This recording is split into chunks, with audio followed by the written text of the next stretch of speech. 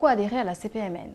Ça va tout d'abord être une garantie pour les clients de la médiation, mais également une garantie pour le médiateur lui-même. Cela va permettre d'une part à ce médiateur d'être reconnu comme médiateur professionnel, c'est-à-dire un médiateur qui a suivi une formation de compétences, une formation efficace, une formation de qualité, et puis également un médiateur qui s'est engagé à une rigueur dans l'exercice de sa profession, puisque ce médiateur s'est engagé à respecter le code d'éthique et de déontologie des médiateurs professionnels. Mais cela va également permettre à ce médiateur de bénéficier de l'actualité sur la médiation, d'être informé de façon générale sur ce qui se passe dans le monde de la médiation. Et enfin, cela va également permettre à ce médiateur d'être un acteur de l'éthique sociale dans un réseau dynamique.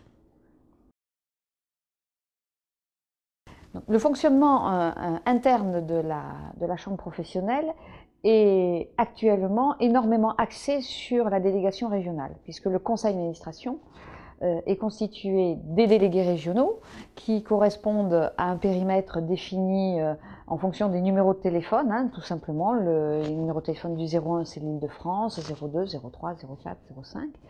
Nous avons également sur de l'international le Portugal qui est représenté, des pays qui sont représentés. Nous avons aussi tout ce qui est outre-mer avec un délégué géographique. Nous faisons en sorte d'être présents le plus présent et représentatif sur tout le périmètre français, Europe et international.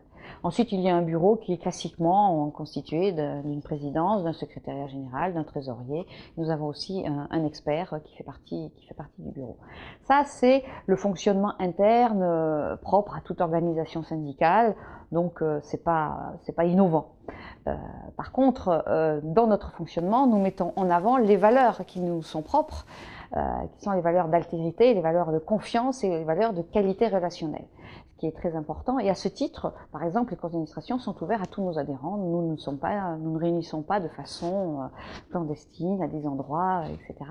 Donc l'organisation est ouverte à tout le monde et en particulier aux médiateurs. Nous avons aussi défini des interlocuteurs référents auprès des ministères, puisque nous avons sur l'éducation nationale, sur le ministère de la Justice, sur le ministère du Travail et du Dialogue social, etc., puisqu'il y a des problématiques. L'approche de la médiation, elle est dans la vie de tous les jours, et donc la spécificité des ministères fait qu'elle trouve sa pertinence dans absolument tous les ministères. Nous avons aussi un organisme de formation qui est le PMN, et donc dans le fonctionnement interne de la chambre professionnelle, nous allons faire un comité qui aura un lien proche avec le PMN pour assurer à la fois la formation et la pertinence du contenu de la formation et les médiateurs, et donc de faire un lien entre la chambre professionnelle et le PMN, l'école des médiateurs.